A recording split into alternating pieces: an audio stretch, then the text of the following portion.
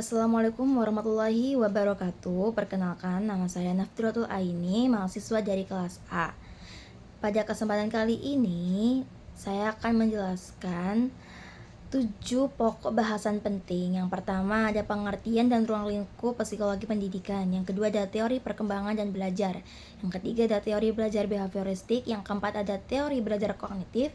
Yang kelima ada teori belajar humanistik. Yang keenam ada motivasi belajar siswa. Dan yang terakhir ada teori kecerdasan ganda. Pengertian dan ruang lingkup psikologi pendidikan. Psikologi pendidikan sendiri yaitu cabang dari ilmu psikologi yang berfokus pada proses belajar dan pembelajaran dalam konteks pendidikan. Tujuannya dalam memahami bagaimana peserta didik berpikir dan berperilaku dalam kegiatan belajar, serta bagaimana guru dapat menciptakan suasana belajar yang efektif. Ruang lingkup psikologi pendidikan mencakup 4 hal penting. Yang pertama, proses belajar mengajar, perkembangan individu, perbedaan individual siswa, evaluasi hasil belajar. Contohnya, guru dapat menyesuaikan metode pembelajaran sesuai tahap perkembangan siswanya, menggunakan alat peraga atau gambar yang konkret agar siswa lebih mudah memahami materi tersebut dan belajar dengan nyaman. Yang kedua, ada teori perkembangan dan belajar. Beberapa tokoh besar dalam teori perkembangan antara lain. Yang pertama, ada Jean Piaget, menjelaskan bahwa anak berada pada tahap operasional konkret, yaitu di mana mereka berpikir logis tetapi masih terbatas pada hal-hal yang nyata. Yang kedua ada Levi-Gotsky, yaitu menekankan pentingnya peran guru dan teman sebaya dalam membantu perkembangan kemampuan siswa.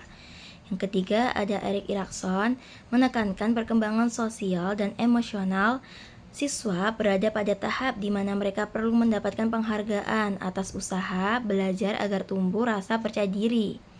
Contohnya, guru memberikan tugas yang menantang namun masih sesuai dengan kemampuan siswa, serta memberikan pujian atas hasil kerja keras mereka. Yang ketiga ada teori belajar behavioristik. Teori ini menekankan contoh penerapannya yaitu guru memberikan tugas yang menantang namun masih sesuai dengan kemampuan siswanya, serta memberikan pujian atas hasil kerja keras mereka.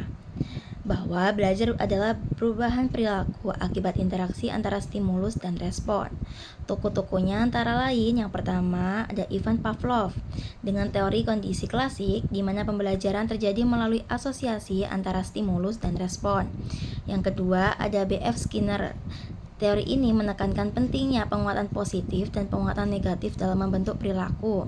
Yang ketiga ada Albert Bandura. Teori ini menekankan pembelajaran observasional yang menyatakan bahwa siswa dapat belajar melalui pengamatan dan peniruan perilaku orang lain. Contohnya, guru dapat memberikan penghargaan seperti memberikan stiker bintang atau permen kepada siswa yang rajin, sehingga perilaku positif akan terus terbentuk dan terulang. Yang keempat ada teori belajar kognitif.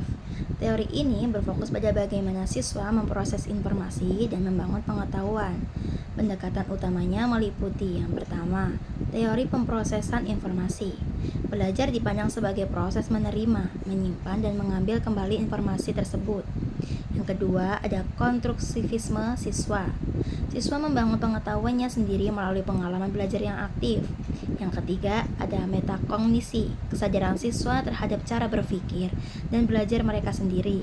Contohnya, guru dapat mengajak siswa membuat mind mapping, berdiskusi kelompok, atau melakukan refleksi setelah belajar agar mereka memahami proses berpikirnya setelah pembelajaran tersebut. Yang kelima ada teori belajar humanistik. Teori ini berpusat pada pengembangan potensi siswa secara menyeluruh. Tokoh utamanya yang pertama ada Abraham Maslow dengan teori hierarki kebutuhan manusia mulai dari kebutuhan fisiologis hingga aktualisasi diri. Yang kedua ada Carl Rogers dengan konsep student contracts, di mana guru bertindak sebagai fasilitator yang membantu siswa menemukan makna belajarnya. Contohnya, guru menciptakan suasana kelas yang aman, penuh penghargaan, dan memberi kesempatan siswa untuk berpendapat agar mereka merasa dihargai dan termotivasi. Yang keenam, ada motivasi belajar siswa. Motivasi merupakan dorongan yang membuat seorang bersemangat dalam belajar. Ada 2 jenis motivasi. Yang pertama, ada motivasi intrinsik, berasal dari dalam diri seperti rasa ingin tahu dan semangat berprestasi. Yang kedua ada motivasi ekstrinsik, berasal dari luar seperti hadiah, pujian, atau nilai. Strategi peningkatan motivasi yang pertama, memberikan umpan balik positif, mengaitkan materi dengan pengalaman nyata siswa, menggunakan metode belajar yang menarik dan menyenangkan. Dan contohnya, guru dapat menggunakan permainan edukatif atau kegiatan kelompok untuk meningkatkan semangat siswa belajar.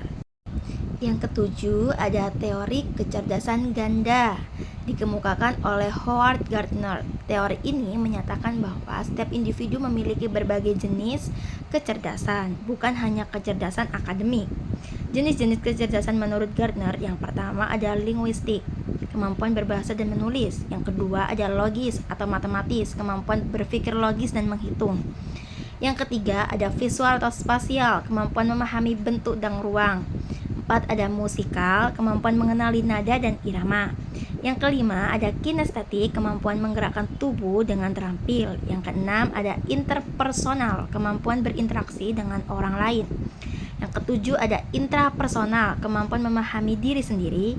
Dan yang kedelapan ada naturalis, kemampuan mengenali alam dan lingkungannya. Kesembilan ada eksistensial, kemampuan berpikir tentang makna hidup dan keberadaan. Demikian penjelasan saya mengenai 7 topik utama dalam psikologi pendidikan. Semoga penjelasan ini bermanfaat dan menambah wawasan kita semua. Terima kasih atas perhatiannya. Assalamualaikum warahmatullahi wabarakatuh.